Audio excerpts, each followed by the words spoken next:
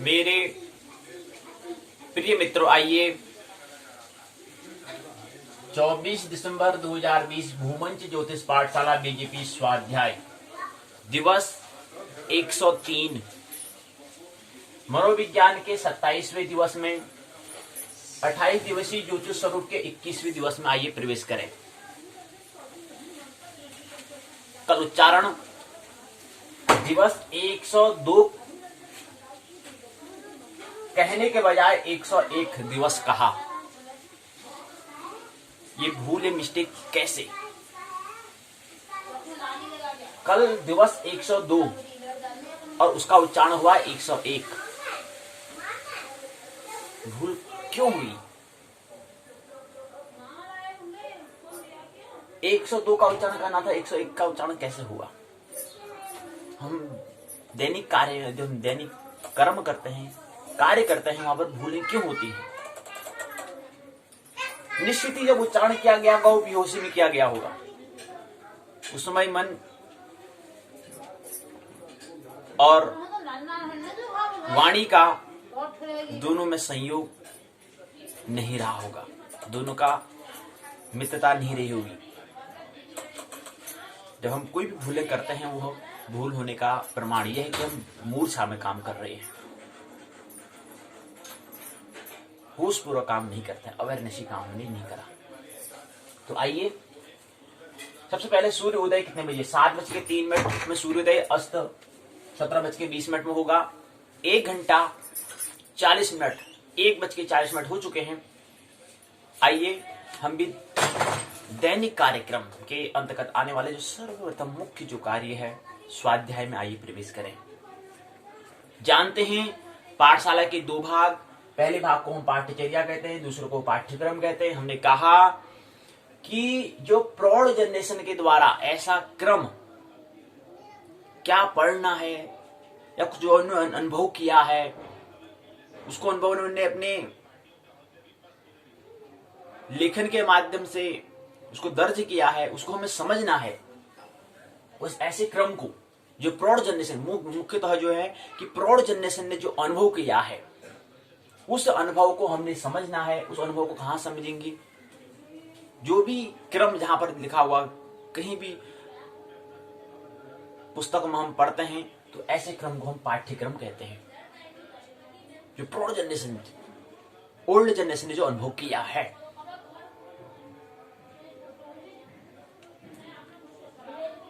जब हम कोई चीज सीखने में हमें समय लगता है, तो किसी व्यक्ति ने सीखा और दूसरे व्यक्ति को बताने का प्रयास करता है, तो उसको वह समझो कि उस मित्र को समझने में 3 दिन लगे या 3 माह लगे या 3 साल लगे, लेकिन वो अन्य मित्र को समझाता है तो वह 1 साल में भी समझा सकता है। उसको 3 साल लगे तो 2 साल यहाँ पर बचत हो चुकी है, और ये 2 साल का उपयोग और भी अन्य काम में कर लेगा। कुछ अनुभव 2 साल में कुछ और अनुभव कर लेगा, फिर वो दूसरे नए व्यक्ति जो मित्र आएगा उनको दे जाएगा। ऐसे विकास, ऐसे डेवलपमेंट होता है। तो कुछ इस तरह ही पाठ्यक्रम में यहाँ पर जो उदाहरण के लिए हमारे पास यहाँ पर उत्तराखंड मुक्त विश्वविद्यालय हल्द्वानी जो पाठ्यक्रम है, ऐसे अन्य किसी संस्था के द्वारा जो पाठ्यक्रम है, वहां से हमें कुछ बातें सीखनी है जो शिक्षक के माध्यम से हमें दी जाती है। तो शिक्षक के माध्यम से शिक्षा दी जा रही है, उसको हम कैसे 70 साल के जीवन में जो प्रौढ़ जनरेशन ने जो अपना अनुभव किया, उसको समझने में उसको 50-60 साल लगे, उसने अनुभव 50-60 साल में अनुभव किया, उसको हम नई जनरेशन को, न्यू जनरेशन को कैसे कम समय में, उसको अगर हम ऐसा कहें कि कम समय में देने के लिए एक माध्यम क्या है, वह ऐसा माध्यम, ऐसा जो मीडियम है, ऐसा जो साधन है, उस साधन का नाम है एजुकेशन, उस साधन का नाम है शिक्षा। कि जो 50 साल में, 60 साल में सीखा, उसको आप 20 साल में हम दे सकते हैं। किसके माध्यम से? जो माध्यम है, जो साधन है, उस साधन का नाम है शिक्षा। पाठशाला के 2 भाग में हमारा पहला क्रम हमने कहा कि पाठ्यचर्या होता है, दूसरा पाठ्यक्रम। तो पाठ्यक्रम और पाठ्यचर्या में यही अंतर है कि जो ओल्ड जनरेशन ने जो अनुभव किया, जिसको पाठ्यक्रम जो सिलेबस में दिया होता है, जिसको हम अध्ययन हमें करना होता है, उसको हमने पाठशाला के दूसरे भाग में रखा है, वो पाठ्यक्रम, उसे हम सिलेबस कहते हैं। लेकिन दूसरा, पहला भाग क्या है जो दूसरा हम कह रहे हैं? पहला भाग ने पाठ्यचर्या, दूसरा ने पाठ्यक्रम कहा है, तो वैसे दूसरा हम कह रहे हैं। तो दूसरा पाठ्यचर्या क्या है? पाठ्यचर्या मतलब जो नई जनरेशन है उसको जब वो आगे यात्रा करती है जीवन में, अपने आप को विकसित करने के लिए यात्रा करते हैं, तो उसमें उसको जो जो अनुभव कर रहा है, जो वर्तमान में है, जो उसको नई जनरेशन के द्वारा जो किया गया अनुभव को हम पाठ्यचर्या कहते हैं, करिकुलम कहते हैं।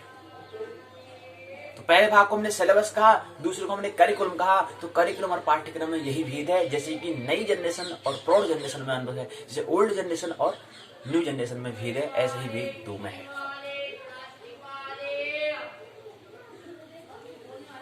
प्रश्नोत्तर देता है, हमने कहा कि जो व्यक्ति आएगा तो जो नई जनरेशन प्रश्न पूछेगा ना, क्या रखे, क्या होता है, विद्युत कैसे बनी होगी, क्या रहा होगा, किस स्थिति में इसका आविष्कार हुआ, ये चलवाणी हो गया, फोन का आविष्कार कैसे हुआ होगा, इसको हम समझ रहे होंगे। क्योंकि ये फोन क्या है या मोबाइल, जो भी संगठित जो चलवाणी या कोई भी साधन है, कोई भी वस्तु है, कार कैसे बना, कोई भी वस्तु हम कह रहे हैं कि बना है, उसको समझते हैं, तो उसको हम समझने मतलब क्या है, वहां से कुछ आइडिया हम लेते हैं। अच्छा, इस स्थिति में, इस सिचुएशन में इसकी जरूरत हुई तो इसका आविष्कार हुआ।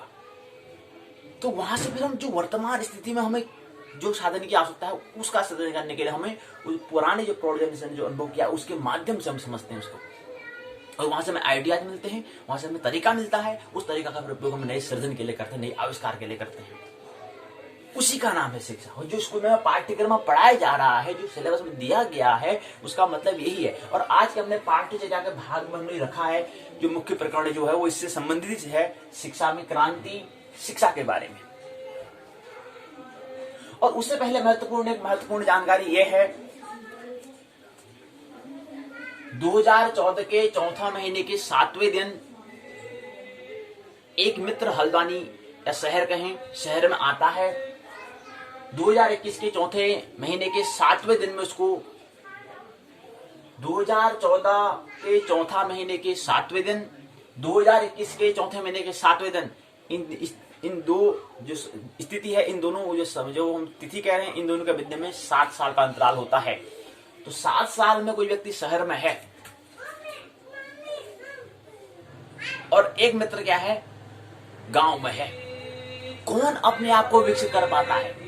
हालांकि ये प्रत्येक व्यक्ति पर निर्भर करेगा कि ऐसा जरूरी नहीं कि जो शहर में ही रह रहा है वो अपने आप को विकसित कर पा रहा है, ऐसा नहीं है। गांव वाला भी अपने आप को विकसित करता है, वो तो व्यक्ति पर निर्भर करेगा। लेकिन फिर भी हम ये सोच के चलते हैं कि शहर वाला ज्यादा अपने आप को डेवलप करता है, अपने आप को विकसित करता है। तो वही यहाँ पर जो हम उदाहरण ले रहे हैं कि कोई मित्र अगर 2014 में चौथे महीने के 7वें दिन में आता है और 2021 के चौथे महीने के 7वें दिन में उसको 7 साल हो जाते हैं, उसने क्या सृजन किया। और इससे पहले 1999 के 8 महीने के 10वीं तिथि को से लेकर के 2014 के चौथे महीने के 6 तारीख तक इनकी करीब 14 साढ़े 14 वर्ष गांव में रहा। तो गांव में 14 साढ़े 14 साल वहां रहा और शहर में 7 साल के करीब, 7 साढ़े 7 साल के करीब होने लगे हो जाता है समय। 7 साल शहर में है तो उसने क्या अनुभव किया, क्या अपने आप को विकसित किया, गांव और शहर में क्या अंतर है, क्या भेद है। हम शहर में होके गांव के अपेक्षा और अपने आप को विकसित कर पाने, एक अपनी स्थिति एक समय में हम जब गांव में थे, समझे कि एक मित्र पहले गांव में रहता है, गांव में रहने के बाद फिर आगे शिक्षा लेने के लिए फिर वो शहर में आता है और शहर में रहने के अपेक्षा जिस दिन गांव में रहने की जो अवधि है, समय अवधि समझ लो कि 14 साल है, साढ़े 14 साल है, उस समय से अगर आगे होगी, उससे आगे मतलब जैसे भी 7 साल हो रहे हैं, जब ये 14 या 15 साल हो जाएगा, फिर दोनों स्थिति में तुलना की। 14 साल गांव में रहा तो हमने अपने आप को कितना विकसित कर पाए थे, और 14 साल हम यहाँ रह चुके तो कितने अपने आप को विकसित कर पाए। कभी मूल्यांकन किया, कभी इवैल्यूएशन किया?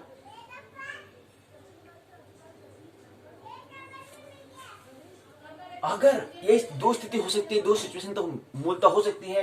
एक स्थिति यह हो सकती है कि 14 साल के अंदर उससे हम ज्यादा अपने आप को विकसित कर पाएंगे, या उससे कम भी विकसित कर सकते हैं, या अपने आप को विकसित ही नहीं करें। जैसे हम पहले वहां गांव में थे वैसे शहर में रहे, बस जिए रहे हैं बस।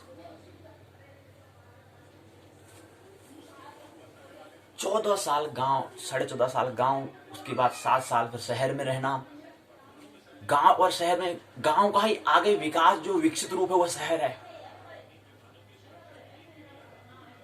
और शहर के बाद फिर आगे की यात्रा। जिस दिन गांव में रहने की समयावधि से ज्यादा समय हो चुका होगा, 7 साल 14 साल ऊपर हो चुका होगा, और अपने आप को विकसित मिलेगी, अपने आप को हम अपना हुनर को, किसके पहले महत्वपूर्ण बात, हम गांव से शहर में क्यों आए? अपने आप को विकसित करने के लिए। कोई व्यक्ति गांव से शहर में क्यों आता है? गांव में ऐसे साधन जो हमारी मूलभूत जरूरतें, वो जरूरतें हमें पूर्ण नहीं हो पाती, उसके लिए हम आते हैं। वही चीज हमें नहीं मिल पाती, पानी है, रोजी रोटी है, बिजली है, ये चीज हमें नहीं मिल पाती है, लेकिन शहर में हमें ये मिल जाती है, इसलिए हम शहर में हमें मिल जाएगा, इसलिए तो वहां से प्लान करते हैं। या कोई जरूरी नहीं है गांव से शहरी, हम एक देश से दूसरे देश में क्यों जाते हैं? एक स्थान से दूसरे स्थान में हम ट्रांसफॉर्मेशन क्यों करते हैं? स्थानांतरण क्यों करते हैं? प्लान क्यों करते हैं? जो चीज हम यहाँ नहीं कर पाते, सोचते हैं वहां हमें मिल जाएगा, इसलिए हम ट्रांसफॉर्मेशन प्लान करते हैं। एक स्थान से दूसरे स्थान में, पृथ्वी के कहीं किसी कोने में तो जाएंगे, एक कोने से दूसरे कोने में, दूसरे कोने से तीसरे कोने में, तीसरे में चौथे जाएंगे तो होंगे तो पृथ्वी में, ऐसी बात तो नहीं, होंगे तो पृथ्वी में। लेकिन एक स्थान से दूसरे स्थान में स्थान क्यों करते हैं? उदाहरण के लिए शहर से हम गांव से शहर में क्यों? अपने आप को विकसित करने के लिए। और विकसित करने के लिए हमने क्या कहा था कि कोई मित्र आता है तो वो गांव में अगर 14 साढ़े 14 वर्ष अगर रहता है, उसके बाद शहर में आता है, और शहर में आने के बाद गांव से भी ज्यादा समय उसको हो चुका है, और अपने आप को अभी तक अपने आप को वो विकसित नहीं कर पाया, तो बड़ी सोचनीय और विचारनीय स्थिति रहेगी। अपने पास कुछ हुनर, जो स्किल था, जो उसकी कौशल था, जो उसका होने के लिए वो आया था, जिस सोच के साथ वो गांव से शहर में आया था, क्या उस सोच को उपलब्ध कर पाया? क्या उसको विकसित कर पाया? इस पर हमें विचार करना है। तो ये हमें करना है कि गांव से अगर हम शहर में आते हैं, हम किसी एक स्थान से दूसरे स्थान में क्यों जाते हैं? अपने आप को विकसित करने के लिए, अपने आप को डेवलप करने के लिए। और डेवलपमेंट, विकास कैसे होता है, उसके लिए महत्वपूर्ण है शिक्षा, एजुकेशन। इसलिए हमारा मुख्य प्रसंग बन जाएगा ये उदाहरण पहले चरण में, इसलिए 3 चरण बन जाएंगे। पहले चरण में हल्द्वानी हम बता रहे हैं, कोई शहर से है, शहर में आता है, कोई गांव से शहर में आता है, तो उसके लिए हम तुलना हमें करनी है कि गांव में ऐसी स्थिति थी, पहले मेरे पास कपड़े पहनने के लिए नहीं थे, अब शहर में आया था, मेरे कपड़े तो हैं, अपनी दैनिक जो मूलभूत आवश्यकता है उसको तो मैं पूरी कर पा रहा हूँ, लेकिन उसके बाद आगे तो एक और भी आवश्यकताएं हैं, फिर आगे और भी शौक से हैं, और भी रुचि, और भी इच्छाएं हैं, उसको क्या मैं पूर्ति कर पा रहा हूँ? गांव में तो नहीं कर पाया था। मैं इसी ख्याल से, इसी सोचते तो मैं गांव से शहर में आया था, तो शहर में क्या मैं इस चीज को मैं उपलब्ध कर पा रहा हूँ? क्या मैं अपने आप को विकसित कर पा रहा हूँ? विकसित करने के लिए क्या है महत्वपूर्ण? शिक्षा। क्या मैं शिक्षा ले पा रहा हूँ? क्या मैं लर्निंग कर पा रहा हूँ? क्या मैं सीख पा रहा हूँ? तो पहले चरण हमें ये समझना है। उदाहरण के तौर पर 14 वर्ष 14.5 वर्ष अगर गांव में रहता है, उसके बाद फिर 7 वर्ष कम से कम, चलो हम ये समझ रहे हैं अपने आप को विकसित करने के लिए, जितना गांव में रहा उतना ही आधा समय तो हो चुका है। गांव के आधा मतलब 14 है, 14 का आधा 7 होता है, तो आधा समय तो हो चुका है, तो आधा समय शेष और रह गया है। तो आधे समय में हमको और भी क्या करना है? अपनी स्थिति को, हमने जो हमारी सिचुएशन, जो हमारी कंडीशन है, अपने आप को उससे हमें आगे ले जाना है। अपनी जरूरतों को पूर्ति करनी है। जिस सोच से मैं गांव से शहर में आया था, उसको मुझे उस पर हमें विचार करना है, चिंतन करना है। समय में 3 स्थिति है, हो सकती हैं। एक व्यक्ति होता है गांव से शहर, केवल ठीक है आ गया, लेकिन कुछ सोच के हिसाब से तो आया होगा, हम कहेंगे कुछ सृजन के हिसाब से आया है, अपने आप को कुछ जिज्ञासा थी कि अपने आप को कुछ विकसित कर पाऊं, जो गांव में नहीं कर पा रहा था, हो सकता है वो शहर में हो जाए, इस सोच से आया था। लेकिन इस सोच को बरकरार रखने के लिए एक मित्र होता है बरकरार नहीं रख सकता, एक मित्र होता है कोई बात नहीं यार, ठीक है, यही कर लेंगे आराम से, क्या हो रहा है, क्या करना है, जिंदगी करनी है, जी लेंगे। विकसित करना मतलब जीने की कला हमें आई,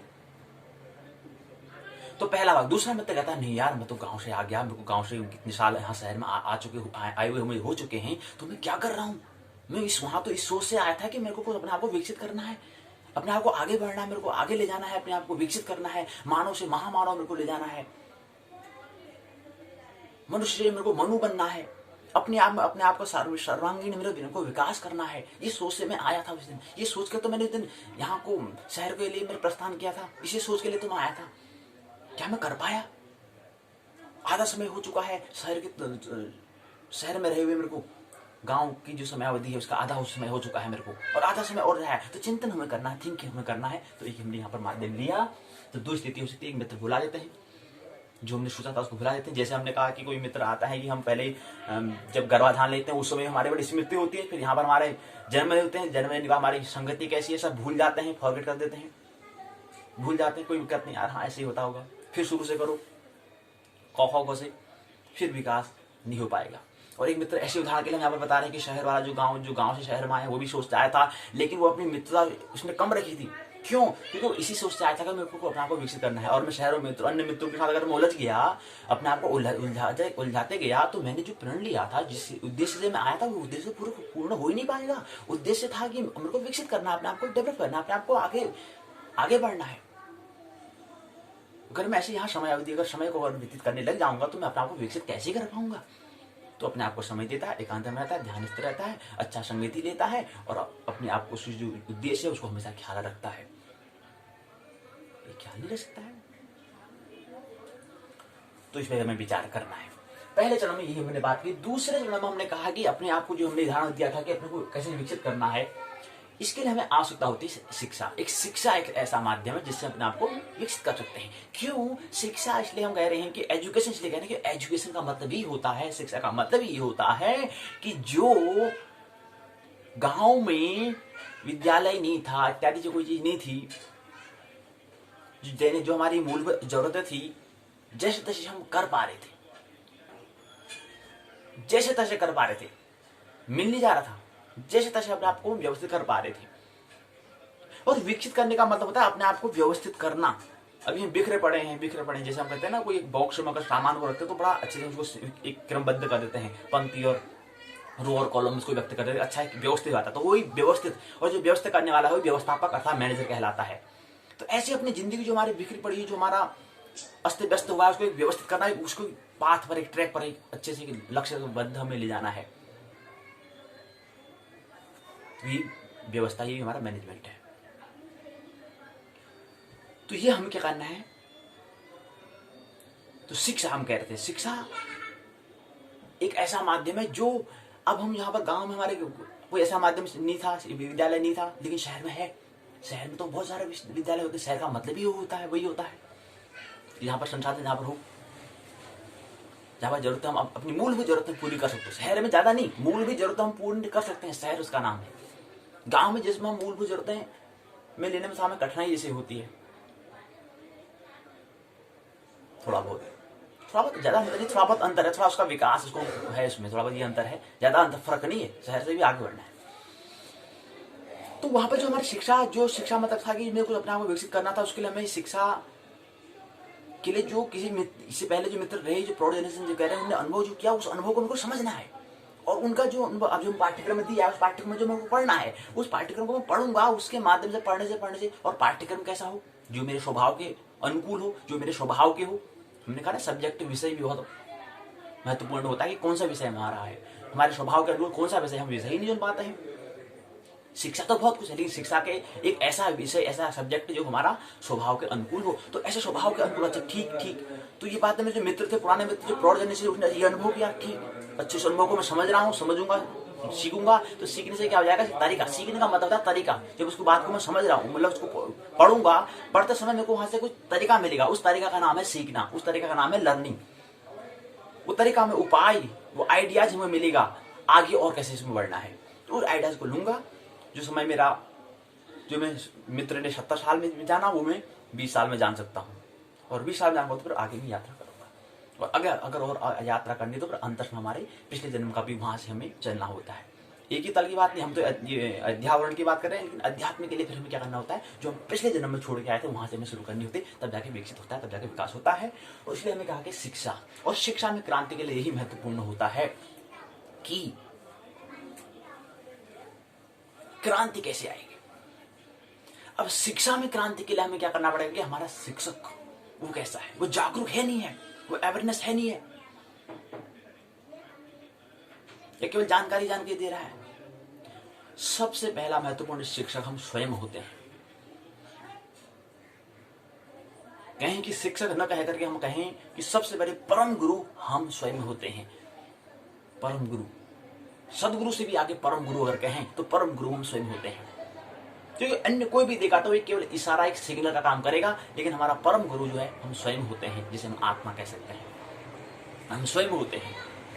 परम गुरु से मुलाकात, और परम गुरु के अगर फिर मुलाकात हो जाती है, फिर हम आगे अपनी समस्याओं को अपने आप को विकसित कर लेते हैं, समस्या को समाधान कर लेते हैं। उसका नाम ही विकसित है, उसका नाम ही डेवलपमेंट है। तो उसके लिए हमने कहा कि कैसे अपने आप को विकसित करना, उसके लिए हमें शिक्षा, हमारे वक्त तो शिक्षा में क्रांति हमें लानी है।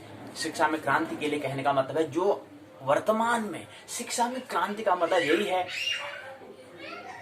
कि जो तरीका हम पहले से पढ़ रहे हैं उस तरीका में कुछ अंतर, कुछ उसमें कुछ परिवर्तन करना, क्रांति करना।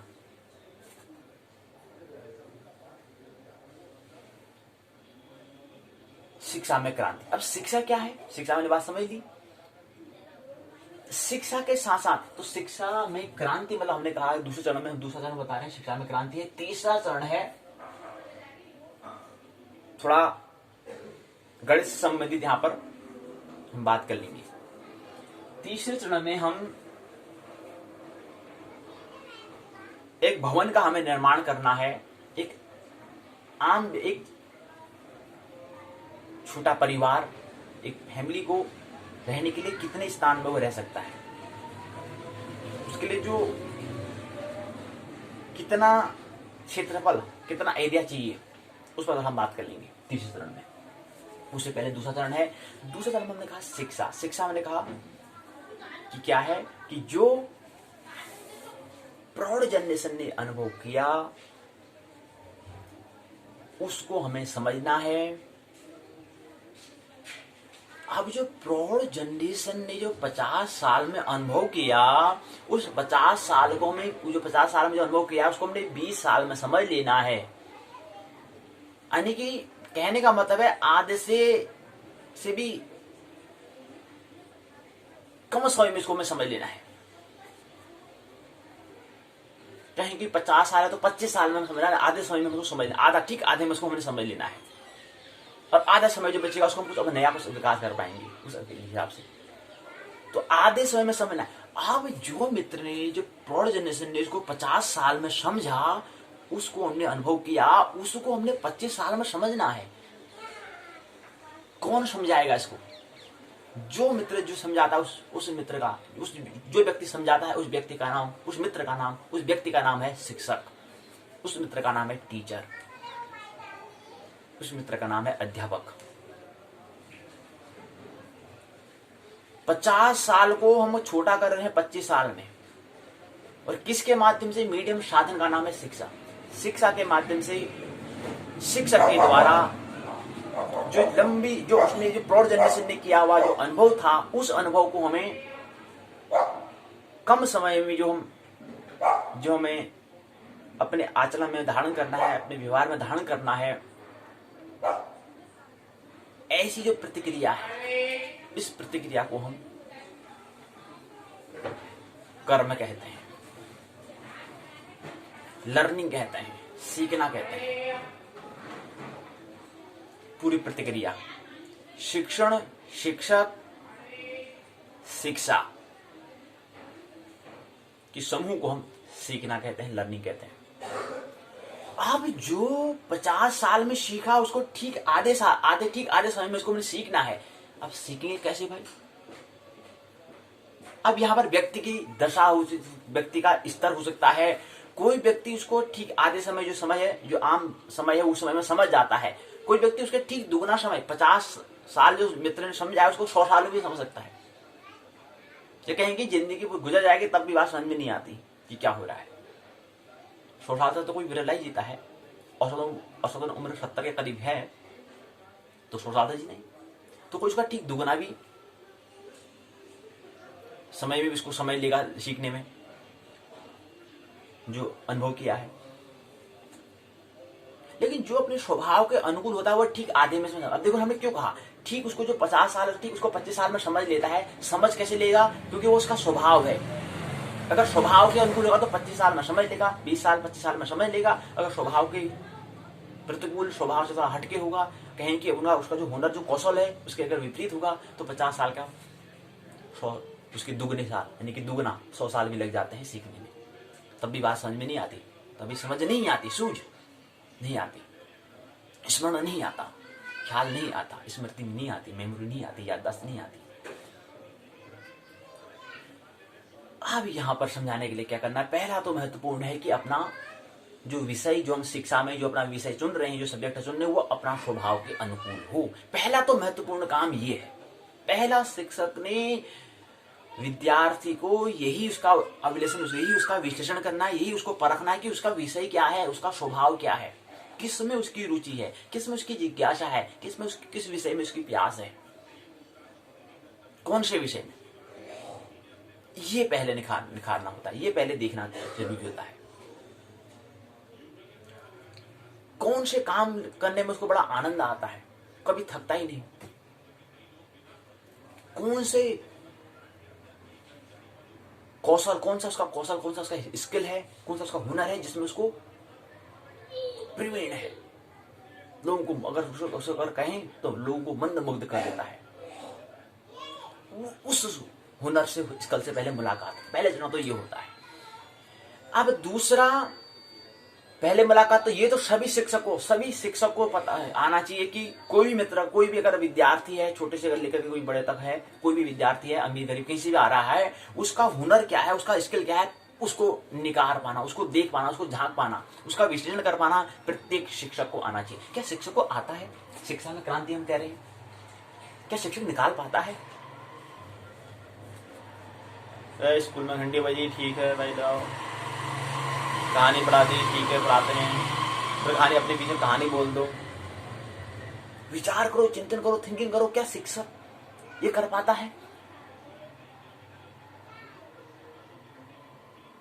कि उसका जो हुनर कौशल, जो पहला प्राथमिक चरण है जो है, उसका मन का विश्लेषण, उसका जो स्वभाव, जो उसका स्किल, हुनर जो है, उसको वो पहचान पाया या पहचान पाता है, या पहचान पाने की कला उसको आर्ट से आती है। शिक्षक को, प्रत्येक शिक्षक को आनी चाहिए, चाहे वो प्राथमिक विद्यालय में ही क्यों न हो, चाहे फिर कॉलेज विश्वविद्यालय क्यों न हो, प्रत्येक शिक्षक को आना चाहिए।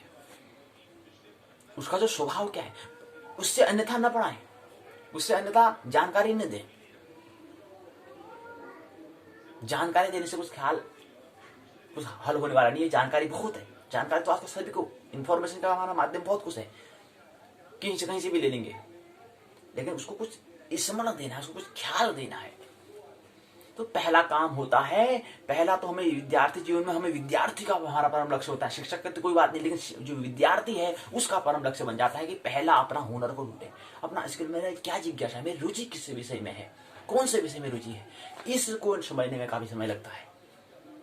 फिर विश्वविद्यालय में डिग्री उपाधियां भी ले आते हैं, वो उपाधियां जब तक उपाधियां ले आए, लेकिन अभी तक हम अपने हुनर को, अपने स्किल को, हमारे क्या, मैं क्या लेकर, मेरे अंदर क्या है, मेरा अंदर कौन सा बीज पड़ा है, उस बीज को हम नहीं पहचान पाते हैं। और फिर डिग्री उपाधि फिर कितनी ही बड़ी क्यों ना हो, वो उससे कुछ प्रेरणा देने का कोई काम नहीं हो पाता। अभी प्रेरणा उससे हम नहीं ले पाते।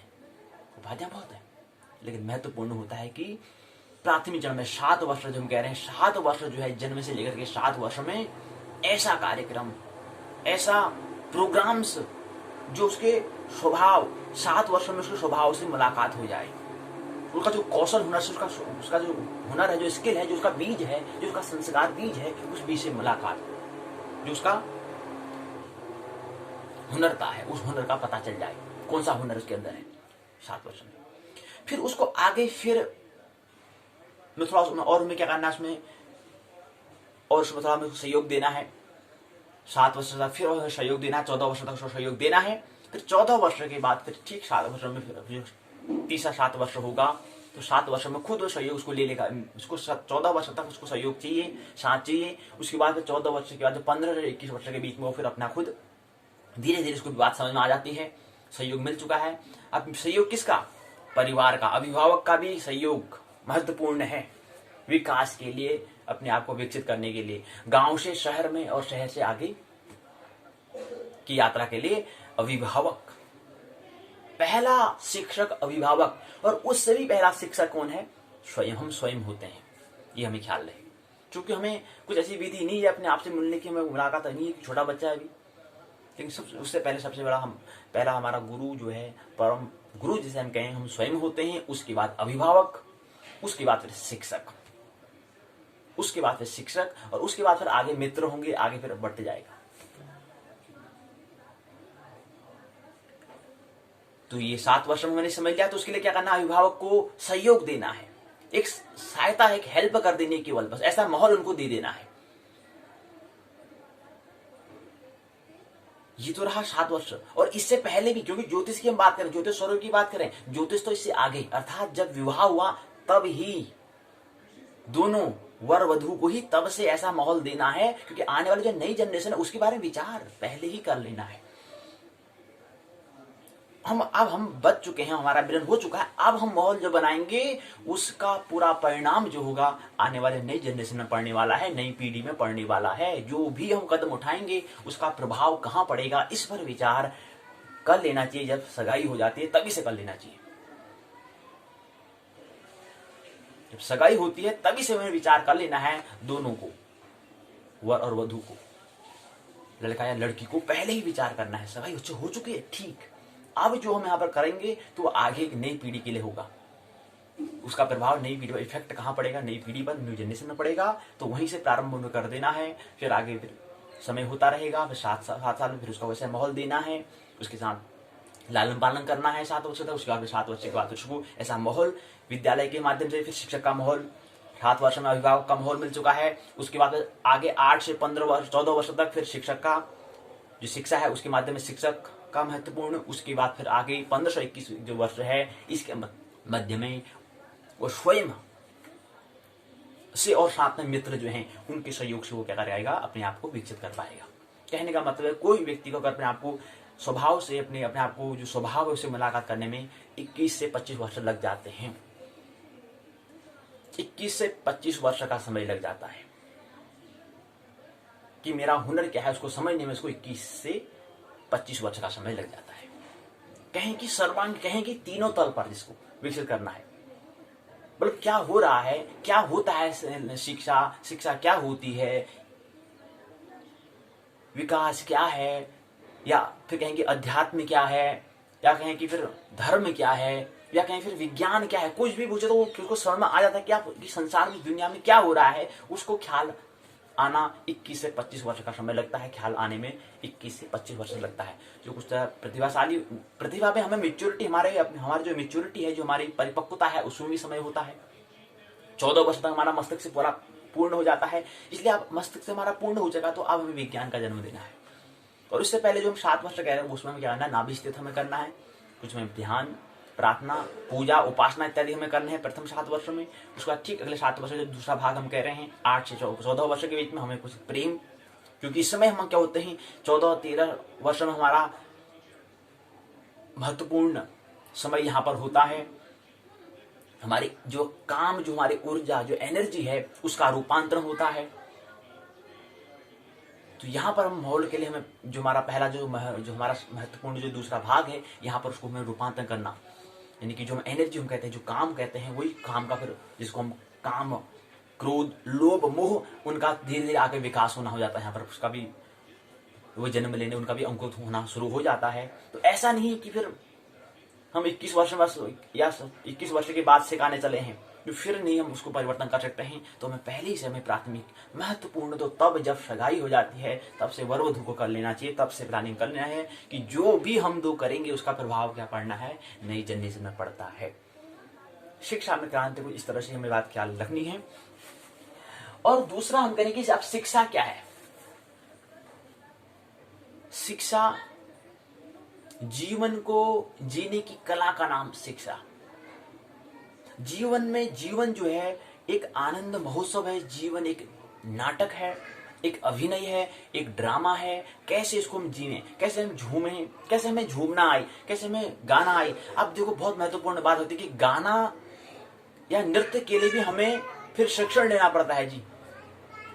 डांस करने के लिए भी हमें प्रशिक्षण लेना होता है।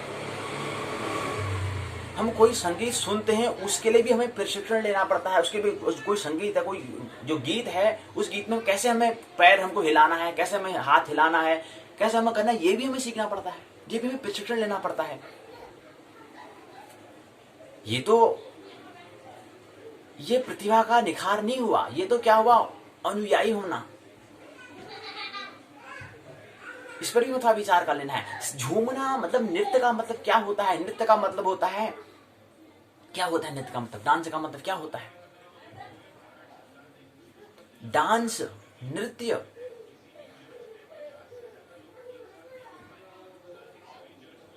कहीं विवाह समारोह होता है, विवाह होता है, तो वहां पर भी मैं बच्चा उस अच्छा आज महिला संगीत है, अच्छा ठीक है, तो यहाँ पर वो कौन सा डांस करना, कौन से गाने में उनको डांस करना है, इसके भी हमें पहले से क्या करना पड़ता है, तैयारी करनी पड़ती है, प्रशिक्षण लेना पड़ता है। इसमें भी थोड़ा विकास करना है, ख्याल रही। अब अगर हम इसको, अगर डांस में सभी एक जैसा करेंगे, ठीक है यार, हाँ उसमें ये संगीत है, जब ये वाला गाना में ये वाला पंक्ति आते तो उसमें हमारा हाथ को ऐसा जाना चाहिए, बिल्कुल ऐसा जाना चाहिए, ऐसा, ये तो अनिवार्य नहीं है। अनिवार्य है कि हमें जो हमारा कला, जो हम नृत्य जो हम कह रहे हैं, वो हमें उसका, हमें कला उसकी हमें आनी चाहिए। जरूरी नहीं है कि हमारा वही जो गाने में जो कला, वही हमारा हाथ हिले, वही हमारा पाँव हिले, कोई जरूरी नहीं है वो, कोई ये तो फिर एक तरह से मानना कि हाँ आता तो यही है, कोई जरूरी नहीं, कोई अनिवार्य नहीं है, कोई इसेंशियल नहीं है। जरूरी है कि अगर गाना आएगा तो ये कमरे हिलाएं, हाथ हिलाएं, पैर हिलाएं, ऐसे ही करें, ये जरूरी नहीं है। महत्वपूर्ण होता है कि हमें झूमना हमें आना चाहिए, गाना हमें आना चाहिए, नाचना हमें आना चाहिए, मुस्कुराना हमें आना चाहिए, मुस्कान हमें होनी चाहिए, हमारे चेहरे में होनी चाहिए। किसी के ऊपर हंसना तो हमें आ जाता है, लाफिंग तो हमें आ जाता है, लेकिन हमें मुस्कान, हमें स्माइल। तो शिक्षा में हम क्रांति में कह रहे हैं, व्हाट इज एजुकेशन, शिक्षा क्या है, ये हमने समझने का प्रयास। एजुकेशन क्या है, इससे संबंधित शिक्षा, फिर शिक्षण, फिर शिक्षक, फिर प्रशिक्षण, इस पर हमें विचार करना है। लेकिन महत्वपूर्ण ये होता है कि हमें हर परिस्थिति में अपने जीवन को एक आनंद महोत्सव में बनाना है। तो आनंद महोत्सव के लिए हमें क्या करना होगा? हमें काव्य, हमें संगीत, हमें नृत्य हमें आना चाहिए, हमें झूमना हमें आना चाहिए, नाचना हमें आना चाहिए, गाना हमें आना चाहिए। तो ये सब क्या है? शिक्षा। कैसे शिक्षा मिली, कैसा संस्कार मिला है, कैसे, तो संस्कार नहीं तो कैसे संस्कार हैं, कैसे इसको शिक्षा, कैसे उसको माहौल बना है, वो हमारा, उससे हमारी प्रतिभा को, उससे हमारा व्यक्तित्व, हमारा पर्सनालिटी को देखा, हमारी पर्सनालिटी देखी जाती है, पर्सनालिटी जज की जाती है, देखी जाती है। तो ख्याल रहे, नृत्य में कोई अनिवार्य नहीं है कि ऐसा कोई जो सॉन्ग, जो गाना है, इसमें यही हम करें। पहली बात तो ये करें कि इसको मस्तिष्क के माध्यम से समझने का प्रयास। अगर नहीं समझ पाए, कोई अनिवार्य भी नहीं है कि समझे उस गाने, क्योंकि उसमें झूमना हमें आना चाहिए, हमें उसमें झूमना, हमें उसमें डूबना हमें आना चाहिए। अब हमने कहा कि शिक्षा में एक सीखना एक शब्द आता है, एक लर्निंग शब्द आता है। लर्निंग का मतलब क्या होता है? लर्निंग का मतलब होता है सीखना। लर्निंग आंग्ल भाषा में कहते हैं और हिंदी भाषा में उसको सीखना कहते हैं। सीखना क्या है? आमतौर पर हम सीखना कहते हैं कि सुनना, पहली बात हमें सुनना, दूसरी बात बोलना, तीसरी बात पढ़ना, चौथी बात लिखना। 4 महत्वपूर्ण हम बात कहते हैं। कहने का मतलब है सबसे पहले हमें श्रोता होना चाहिए। सबसे पहले सीखने में सबसे पहले महत्वपूर्ण बात हमें सुनना आना चाहिए, सुनने की कला हमें आनी चाहिए। पहली बात श्रोता हो गया। दूसरा महत्वपूर्ण बात है सुनने के बाद फिर हमें वक्ता, बोलना। पहला हमें लिसनिंग हमें आनी चाहिए, लिसनिंग की हमें कला, सुनने की हमें कला, लिसनिंग की हमें कला, आर्ट्स हमें आनी चाहिए। Arts of listening, listening of arts, arts of listening. तो लिसनिंग तो सुनना है। अब हम शिक्षा की बात करें, शिक्षा में क्रांति के लिए हमें क्या है? शिक्षा के अंदर हमें महत्वपूर्ण 4 आमतौर पर हम सीखना ये कहते हैं कि हमें क्या है? पहले सुनना हमें आना चाहिए था, पहले सबसे पहले महत्वपूर्ण श्रोता। श्रुति शब्द आपने नाम सुना होगा। श्रुति मतलब होता है सुनने से जो मिल जाए। अब सुनना क्या है? सुनने का, मौन का, सन्नाटा हमें सुनना है। अनाहत जो ओमकार है उसको भी हमें सुनना है। इतनी हमारी संवेदना हमारे अंदर होनी चाहिए कि हम सूक्ष्म चीज को भी हम सुन पाए। तो संवेदना सेंसिटिव हमारे होनी चाहिए, संवेदना हमारे पास होनी चाहिए। तो सबसे पहले सीखने में सबसे महत्वपूर्ण है श्रोता कैसे बने। क्यों? एक छोटा मित्र है, एक नई जनरेशन है, जब विद्यालय जाएगी उसको अभी क ख कुछ पता नहीं है, अब उसका पहला दिन है, तो वो पहले क्या करेगा? वो सबसे पहले सुनेगा। अब यहाँ पर उसकी व्यक्तित्व में हम देखेंगे सुनने की कला उसको आती है या नहीं, वो तो बात की बात है, लेकिन पहले क्या करेगा? सुनेगा। अब सुनने की उसकी दर क्या है, सुनने की उसकी कला क्या है, ये तो बात की बात है, लेकिन उससे पहले क्या करेगा? सुनेगा। अब शिक्षक को ये भी जांच करनी चाहिए कि सुनने की दर क्या है, जो मैं बात बता रहा हूँ उसको कितनी बात तो समझ पा रहा है, कितनी सुन पा रहा है, या मैं जो कह रहा हूँ उसको ही सुन पा रहा है, नहीं सुन पा रहा है, या कोई अपना मतलब तो नहीं निकाल पा रहा है। ये तो बात की बात, आगे और शोध करना होता है, बाकी विश्लेषण करना होता है, वो तो बात की बात है। लेकिन सबसे पहले क्या होता है प्राथमिक में? सुनना। दूसरा आता है सुनना और दूसरा देखना। और इस देखने को ही हमने जब आगे उच्च शिक्षा में हम जाते हैं तो हमने डॉक्टर ऑफ फिलोसफी हमने नाम दिया, PhD हमने उसको कहा। और PhD लिखना भी हमें आना चाहिए। P कैपिटल अथा बड़ा शब्द, उसका H छोटा, फिर बीच में बिंदु है, क्योंकि PhD मतलब फिलोसफी होता है। ये पूरा हमने नहीं लिखा है क्योंकि संक्षिप्त हम आंग्ल भाषा में संक्षिप्त में लिख रहे हैं, तो इसलिए यहाँ पर एक बिंदु लगा देंगे, जिससे यह दिखाने का हम प्रयास करते हैं कि ये शब्द भी पूर्ण नहीं हुआ है, केवल संक्षिप्त में लिखा है। उसके बाद D होता है, D का मतलब डॉक्टर होता है, इसलिए डॉक्टर का फिर बिंदु लगाते हैं, क्योंकि डॉक्टर भी पूरा शब्द हमने नहीं लिखा है, डॉक्टर में केवल एक ही शब्द लिखा है। डॉक्टर में क्या होता है? 2 2 4 6 शब्द होते हैं, 6 अक्षर होते हैं, 6 वर्ड से होते हैं, 6 वर्ड से मिलकर एक डॉक्टर शब्द बनता है। तो इसलिए यहाँ पर PhD को मैसेज लिखना तो तरीका हमें पता होना चाहिए। तो हम कहते हैं जब उच्च शिक्षा हम लेते हैं, तो उच्च शिक्षा में जब हम शोध करते तो वहां पर हम एक पुस्तक लेते तो वहां पर हम कहते हैं कि क्या है? PhD कहते हैं, डॉक्टर ऑफ फिलोसफी कहता था, दर्शन कहते हैं। तो कहने का मतलब है कि सबसे पहले महत्वपूर्ण तो दर्शन, देखना। हमें देखना, वॉचिंग। सीखना क्या है, अधिगम क्या है, इसको समझने का हमें प्रयास करना है। तो सबसे पहले हम देख क्या रहे हैं? क्या जो अस्तित्व में है उसी को देख पा रहे हैं, या हमारे मन में जो धारणा है उसके हम अनुरूप देख पा रहे हैं, या फिर शिक्षा में जो दी जाएगी उसके अनुरूप हम देख पाएंगे? अच्छा ये तो स्त्री है, अच्छा ये तो पुरुष है, अच्छा ये तो वस्तु है, अच्छा ये ऐसा है, फिर धारणा बाद में शिक्षा में दे देंगे, उसके हिसाब से देख रहे हैं। बुद्ध का एक प्रसंग आता है कि बुद्ध से कहते हैं कि यहाँ से कोई जाते हुए आपने कभी स्त्री को जाते हुए देखा? बुद्ध यहाँ पर ध्यान में बैठे थे, एक मित्र कहता है आते हैं, कहते हैं कि स्त्री को जाते हुए देखा? मैंने कहा जाते हुए देखा मैंने, एक व्यक्ति को जाते हुए देखा, जाते हुए देखा मैंने, स्त्री थी भी पुरुष ये मैंने ख्याल नहीं किया, लेकिन हाँ जाते हुए जरूर देखा।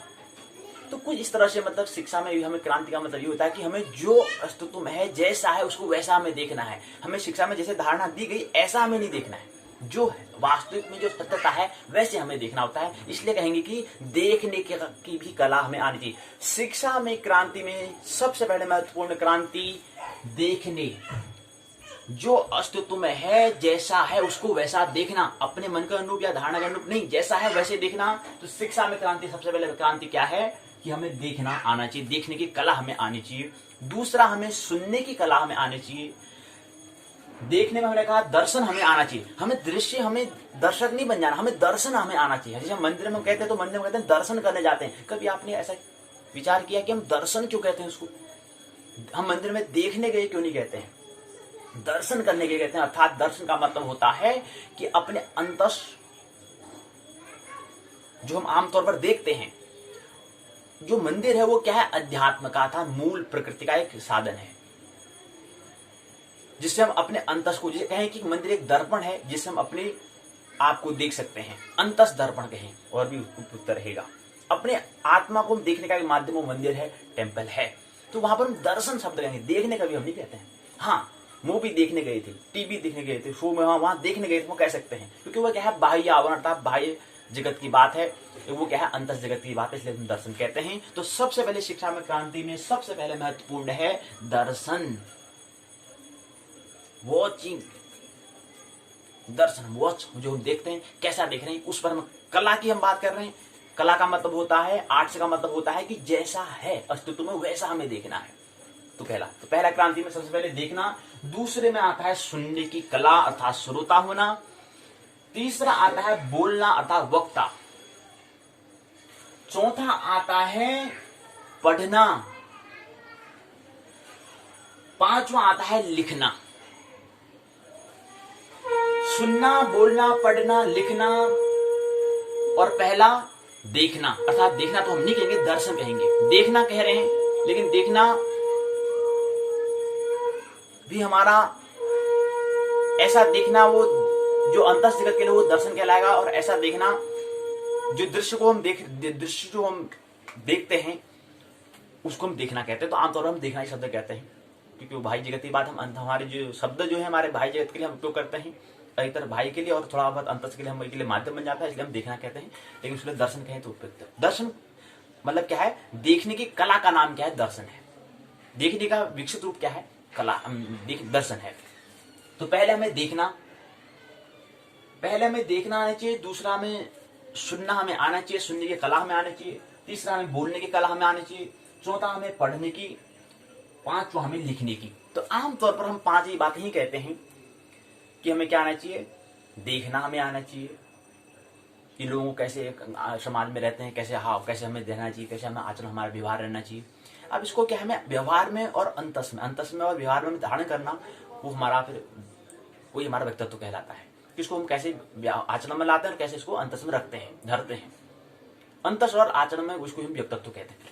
अब व्यक्तित्व में हम क्या करते हैं, जो हम सीखते हैं, जो हमने अनुभव किया, जो हमने समझ हमने आई, जो हमें समझी, अंडरस्टैंडिंग जो हमने करी, उसको। तो मुख्यतः हम सुनना, बोलना, पढ़ना, लिखना। अब देखना, सुनना हमें क्यों है, बोलना हमें क्यों है, पढ़ना हमें क्यों है और लिखना हमें क्यों है। सुनना, बोलना, पढ़ना, लिखना हमें इसलिए आना है क्योंकि जो हमारे अंदर, हमारे अंदर भी तो कुछ है, हुनर है। अब इस हुनर को हम ऐसे छपाए तो रख नहीं सकते जी, इसको तो हमें फिर साझा करना है, शेयर करना है। तो उसके लिए फिर हम क्या कर सकते हैं, वो माध्यम लिखने के माध्यम से शेयर कर सकते हैं, लेखक हम बन सकते हैं। तो इसलिए हम कहेंगे श्रोता, वक्ता, पाठक और लेखक। तो लेखक क्या है, लेखक का मतलब वही होता है कि जो अपने था अंदर, उसको आप अन्य व्यक्तियों को भी पहुंचाना है, उसको क्या कर देता है, वो लिख देता है, उसको शब्दों में दर्ज कर देता है। तो ऐसे दर्ज करने को, ऐसे व्यक्ति को हम फिर लेखक कहते हैं, राइटर कहते हैं। तो प्रत्येक व्यक्ति को, शिक्षा में क्रांति, प्रत्येक व्यक्ति को लेखक बनना है। तो शिक्षा में क्रांति अर्थात सर्वांगीण विकास का मतलब प्रत्येक व्यक्ति को लेखक होना चाहिए। अब जरूरी है कि कोई सभी लिखें, नहीं, अपने जीवन में आप समझोगे कि प्रत्येक सभी व्यक्ति को लेखक बनना है। कैसे बनना है, उदाहरण के तौर पर जैसे अभिभावक हैं, अब उन्हें जो अपने जीवन में पढ़ा होगा, जो उन्हें सीखा होगा, जो उन्हें समझा होगा, उसको आप लिख के माध्यम से लिखेंगे, ताकि उसको अपने आने वाली जो नई पीढ़ी उसको समझ पाए कि हाँ, मैंने ये अनुभव किया, पहले मेरे को बात समझ में नहीं आती थी, ये मैंने सीखा, इसको ऐसे सीखते हैं। हम क्या करते हैं, उसको हम देने का प्रयास करते हैं, हम बोलने से, वक्ता से हम बोलने से देने का हम प्रयास करते हैं। लेकिन हमारे पास सभी कला आनी चाहिए, अर्थात हमें पहले बच्चों को सुनने की कला भी हमें सिखानी चाहिए, पहले सुनना चाहिए। दूसरा फिर उसको बोलना कैसे चाहिए, कहां पर क्या बोलना है, किस तरह से बोलना है, वो हमें सिखाना है। तीसरा हमें पाठक भी हमें बनना है, पढ़ना भी। क्यों, किसी जैसे हमने लिखा, अब इस पुस्तक को जो हमने लिखा है, जो हमने अनुभव किया था, उसको हमने किताब की पुस्तक में दर्ज कर दिया। अब कोई अन्य मित्र को समझेगा तो कैसे समझेगा, तो उसको पढ़ना पड़ेगा। तो पढ़ना भी हमें आना चाहिए। या कहें कि किसी अन्य मित्र ने पुस्तक लिखी है, उसने अपना अनुभव लिखा है, थर्ड जनरेशन, किसी नई थर्ड मतलब क्या है, ओल्ड जनरेशन ने लिखा है, उसको उसने जो अनुभव किया उसने कॉपी में लिख दिया। अब हमें पढ़ना भी तो आना चाहिए ना, उसने क्या अनुभव लिखा है, तो उसके लिए फिर हमें पढ़ना आना चाहिए। अब पढ़ने के लिए इसके साथ फिर हमें भाषा भी, लैंग्वेज भी आनी चाहिए। अब उसने जो लिखा होगा वो कौन सी भाषा में लिखा हुआ होगा, कौन सी भाषा में? अंग्रेजी भाषा में है, हिंदी भाषा में है, संस्कृत भाषा में है, फ्रांस भाषा में है, जर्मन भाषा में है, चीनी भाषा में है, कौन सी भाषा में है?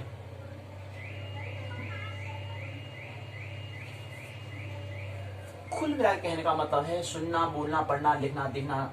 अब देखो, हमने कहा कि जो हम शिक्षा कह रहे हैं, सीखना हम जो कह रहे हैं, लर्निंग हम जो कह रहे हैं, वो हम क्यों करते हैं? अपने आप का अध्ययन करने के लिए, अपने आप को विकसित करने के लिए। जिस दिन हम, अब ऐसा तो कभी स्थिति आती नहीं है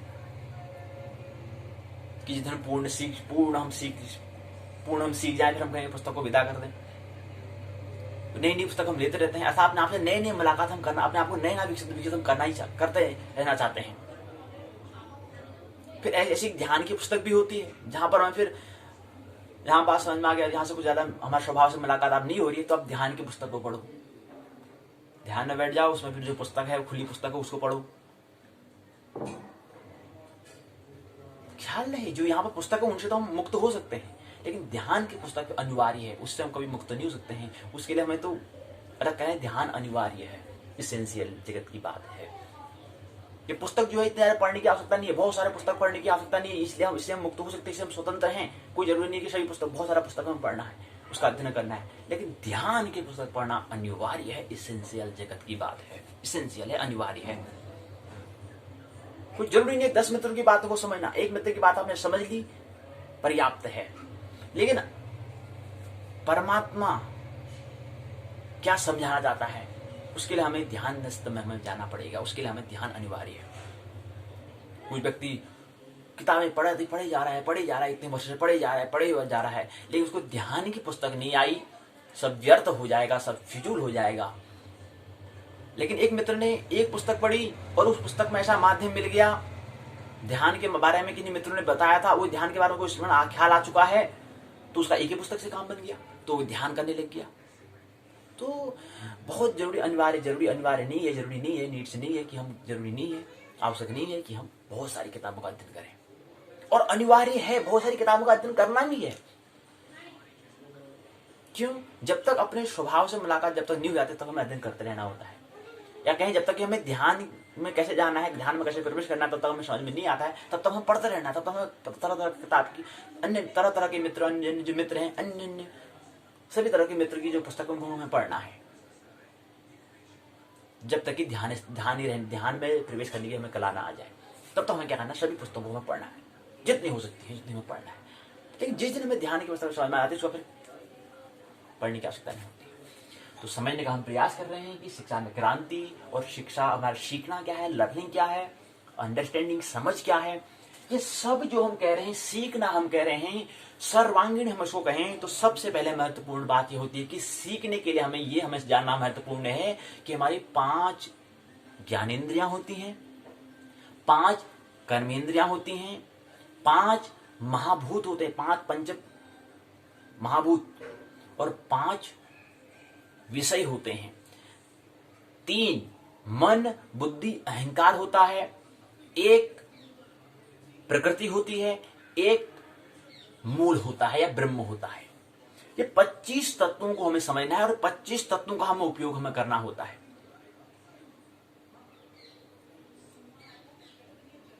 सीखने में ये चीजें, अब कोई व्यक्ति क्या है, सुनने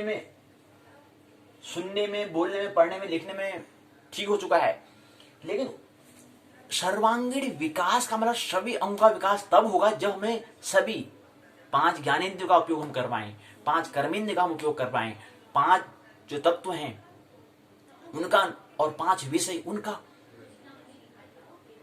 उनको उपयोग में लाएं, उसको दैनिक उपयोग में लाएं। मन का, बुद्धि का, अहंकार का, प्रकृति का और मूल का, ब्रह्म का हम जब तो उपयोग लाते हैं, तो 25 तत्वों का हमें उपयोग करना, तब जाकर उसका व्यक्तित्व बनता है। कोई सुनने, बोलने, पढ़ने, लिखने से ही नहीं बन जाता है, जब तक इसको सूंघना भी ना आई। अब फूल जा रहा है, कहीं पर वाटिका में जा रहा है, फूल की है, वहां पर जाते समय हमें फूल क्या सुगंध है, वह प्रकृति के सौंदर्य, ब्यूटी, सुंदरता को भी हमें देखना आना चाहिए, उसकी सुंदरता से जो सुगंध है, उसका सुगंध भी हमें मस्त में रहना है। तो सीखने में अन्य ये भी बात आती है, कहने का मतलब सूंघना अर्थात जो हमारे इंद्रियों के माध्यम से होता है, फिर छूना, स्पर्श करना, फूल को हम छूते हैं, स्पर्श करते हैं, या किन व्यक्ति को छूते हैं, स्पर्श करते हैं, टच करते हैं, तो ये भी क्या है सीखने के अंदर पूरी संवेदन, पूरी अवेयरनेस की होश पूर्वक हमें क्या है ना छूना होता है। जब छूने की कला ही नहीं आती तो कहां से विकास, कहां से व्यक्तित्व बनेगा आपका। तो व्यक्तित्व बनने के लिए आगे अन्य की वही हम बात कर रहे हैं 25 तत्वों की हम बात कर देते हैं। तो 25 तत्वों में बात ख्याल आ जाएगी, समझ हमें ख्याल ले लेना है, चिंतन हमें कर लेना है कि 25 तत्वों का हमें प्रूव करना है। कहने का मतलब इसको एक शब्द समझाने का प्रयास, जिस चीज का हम उपयोग नहीं करते हैं वो विलीन हो जाती है, वो लुप्त हो जाती है, ये हमें ख्याल रहना चाहिए। उदाहरण आता है कि पहले आदि मानव की पूंछ थी, उपयोग उसका नहीं हो पाया, विलीन हो गई, लुप्त हो गई। ऐसे ही अगर हम अपने पूरे अंगों का, सभी अंगों का अगर उपयोग नहीं करेंगे तो वो लुप्त हो जाएंगी, गायब हो जाएंगी। तो व्यक्तित्व में प्रकृति, परमात्मा ने प्रकृति के अंदर जो 24 तत्व जो दिए हैं, अध्यावरण के अंदर जो बात आती है, एक अध्यात्म जो हम कह रहे हैं ब्रह्म या मूल जो कह रहे हैं, इन 25 का उपयोग हमें करना होता है, तब जाके हमारा व्यक्तित्व बनता है, तब जाके हमारा पर्सनालिटी बनती है, तब जाके व्यक्तित्व हम कहेंगे व्यक्तित्व का निर्माण हुआ, व्यक्तित्व का सृजन हुआ, अर्थात हमने सीखना, कुछ हमने किया। कुल मिला के जो भी हम सुन रहे हैं, बोल रहे हैं, पढ़ रहे हैं, तो एक तरह से अपने अपने स्वभाव से ही हम मुलाकात करते हैं। इसलिए हम कह सकते हैं सीखना अर्थात स्वाध्याय, सेल्फ स्टडी। सीखना क्या है, अर्थात अपने आप को, अपनी स्टडी हमें करनी होती है। प्राथमिक चरण में जो अपने स्टडी, सेल्फ स्टडी कर लेता है, स्वाध्याय कर लेता है, फिर आगे जो पदार्थ की स्टडी बाद में कर पाए या नहीं भी कर पाए, हो सकता है कि समय नहीं मिला उसको, हो सकता है कि समय इतना लंबा नहीं है, हो सकता है वो चले गया, लेकिन उसने अपने आप में सेल्फ स्टडी उसने कर ली तो पूरा जगत को, पूरी अस्तित्व को समझ लिया। अगर अपना ही सेल्फ स्टडी नहीं करी तो सब फ्यूल हो जाएगा, फिर शुरू से करना पड़ेगा। तो ये हमें ख्याल रखना है। तो सीखने में हम लर्निंग की जो हम बात कर रहे हैं उसमें कोई जरूरी नहीं है कि आप सुनना फिर बोलना, फिर वक्ता बोलना भी तो है। अब मैंने जो सुना, जो मेरा अंदर था, उसको बताना भी तो है ना, बोलना भी तो है कि मैंने ये देखा, जो मैंने अनुभव किया वो आप भी अनुभव करो ना, तो बताना भी तो है मेरे को, बोलना है मेरे को। इसको हम लिसनिंग कहते हैं, इसको हम स्पीकिंग कहते हैं। सुनने को लिसनिंग, बोलने को स्पीकिंग, पढ़ने को रीडिंग, लिखने को राइटिंग, देखने को वॉचिंग, सूंघना को स्मेलिंग, छूने को टचिंग, चलने को हम मूविंग कहते हैं,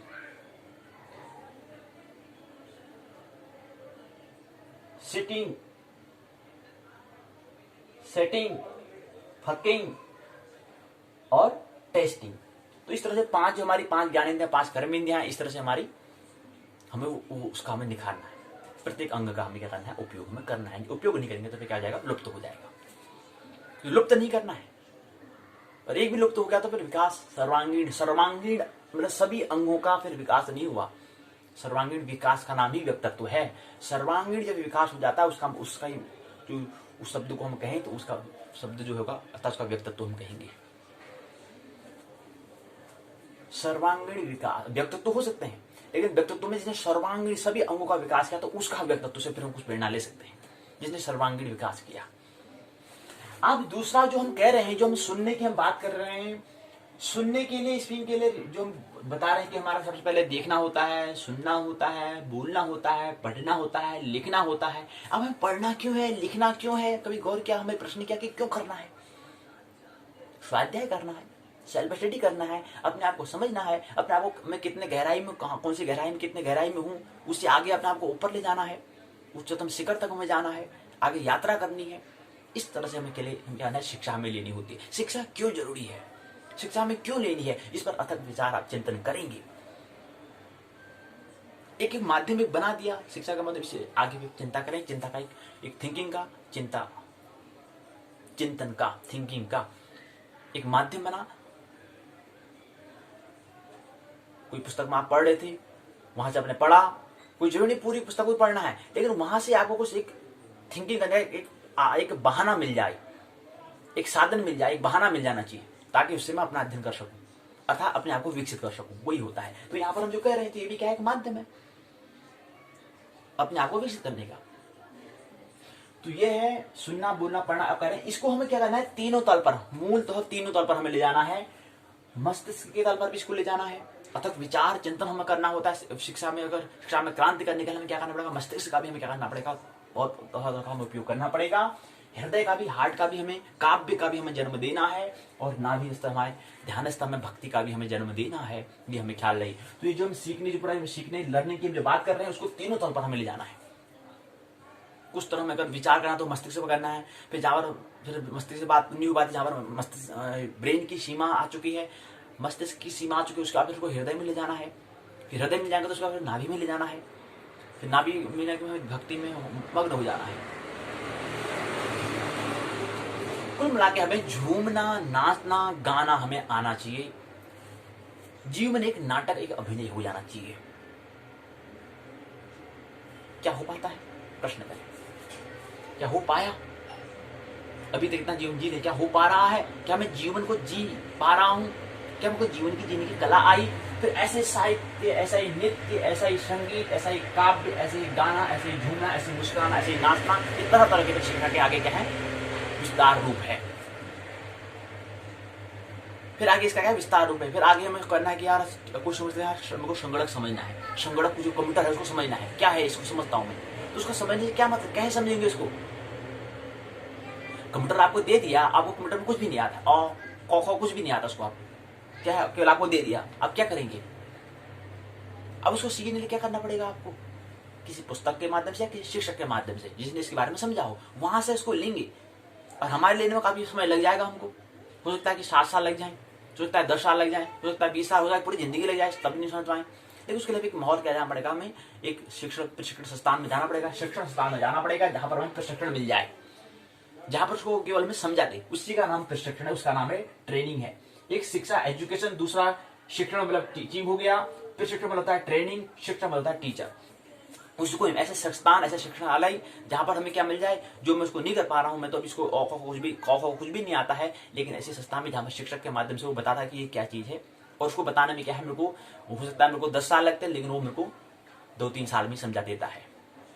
ये है। और जो 10 साल लग रहे थे उसको मैंने यहाँ से 3 साल लगे, 3 साल में मैंने सीख लिया, तो 7 साल मेरा बच चुका है। अभी 7 साल में कुछ नया कर सकता हूँ। ये है, और इससे ही विकास होता है।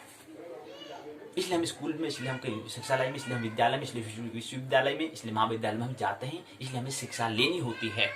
जैसे हमें कंप्यूटर के बारे में समझना, तो इसलिए हमें फिर कंप्यूटर संस्थान में जाना पड़ेगा। संगणक जो संस्थान, जहाँ पर संगणक के बारे में, कंप्यूटर के बारे में पढ़ाया जाता है, या ऐसे अंग्रेजी जहाँ पर है, अंग्रेजी के बारे में पढ़ाया लिखाया जाता है, वहां पर क्या पढ़ाएंगे, वही चीज करेंगे। Listening, speaking, reading, writing, watching, smelling, touching, moving,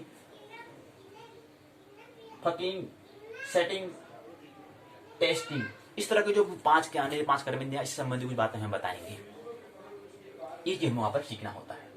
और तीनों तौर पर हमें मस्तिष्क से, फिर हृदय पर, नाभि पर, तीनों तौर पर उसको हमें ले जाना होता है, तीनों तौर पर उसको उतारना होता है। मस्तिष्क की सीमा है, हृदय की भी सीमा है, और नाभि की भी तल हमें जाना है। दोनों की सीमा है, इसलिए नाभि स्तर हो जाता है जीवन केंद्र, शरीर का भी केंद्र और जीवन का भी केंद्र नाभि है। यहां तक हमें ले जाना है। अपने विचार को हमें ऊपर से लेकर के नीचे तक हमें ले जाना होता है।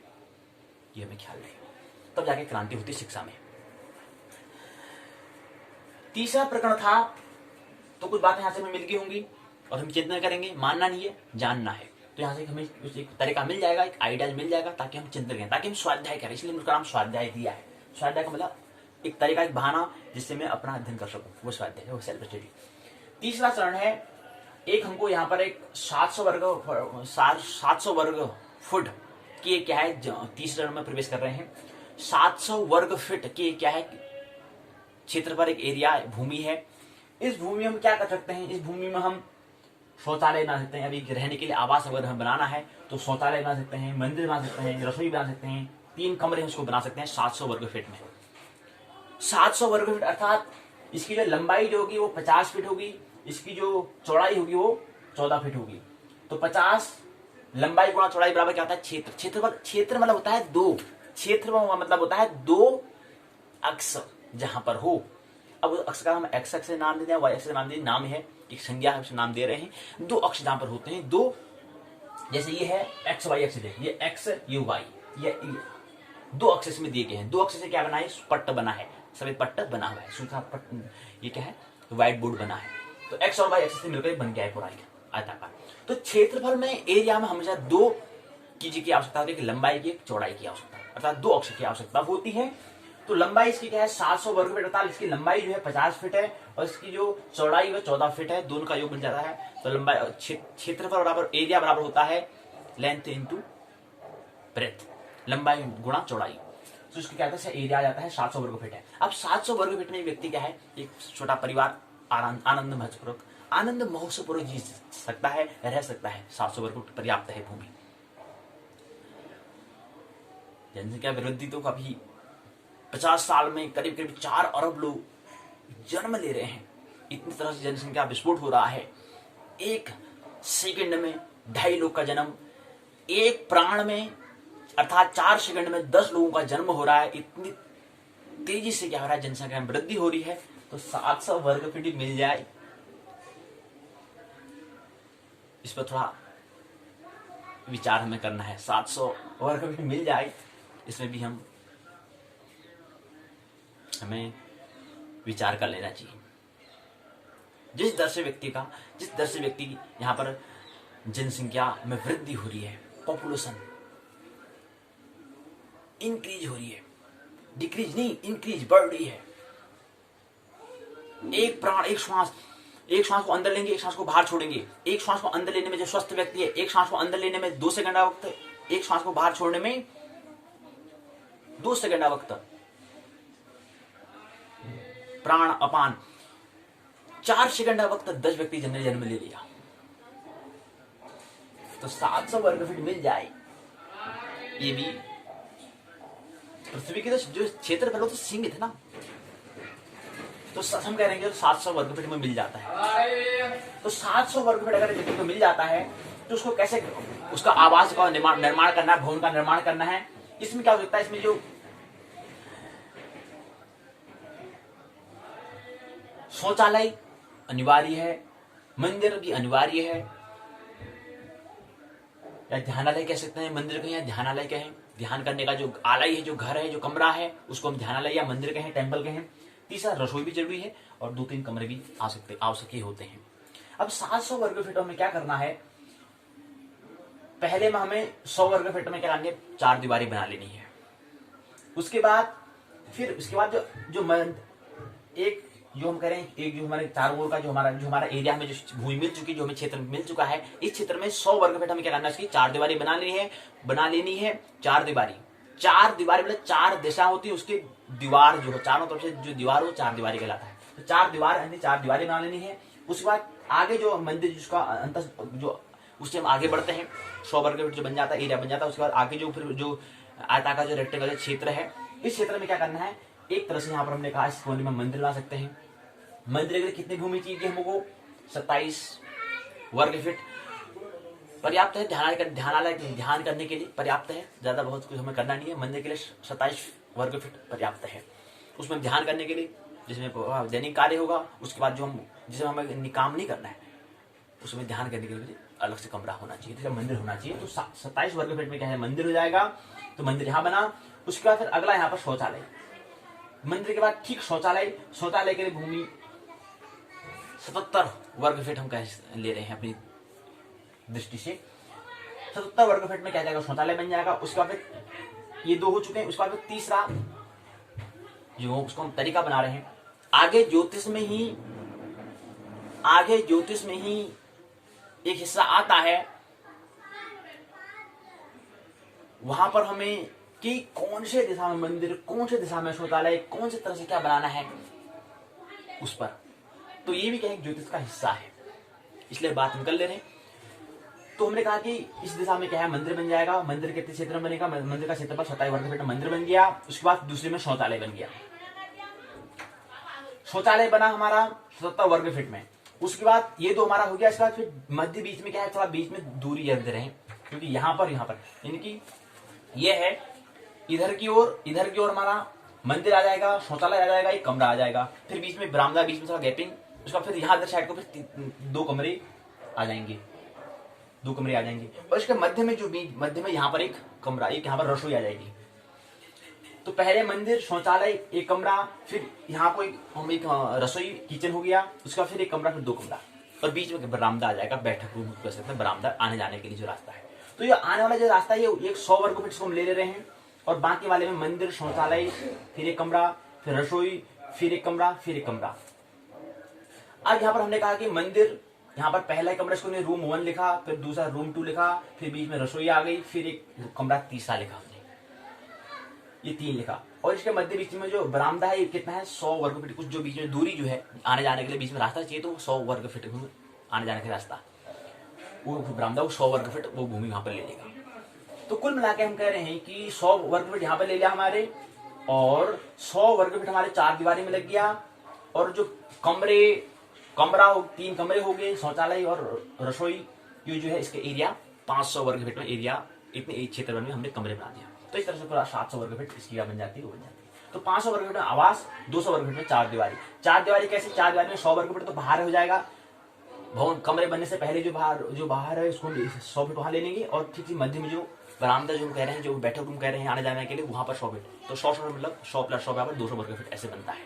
तो इस तरह से हम 700 वर्ग फीट में एक अच्छा सा छोटा परिवार, सुखी परिवार अच्छे से रह सकता है। ठीक है, इससे पहले विचार हमें चिंतन करना अनिवार्य है कि जनसंख्या वृद्धि, पॉपुलेशन डिक्रीज पर हमें थोड़ा विचार कर लेना है। तो ये बात हमारे तीसरे चरण में हमने बात कर ली। तो ये रूम 1, रूम 2, फिर रसोई, फिर रूम 3, फिर शौचालय, फिर मंदिर, इस तरह से एक स्ट्रक्चर, एक ढांचा।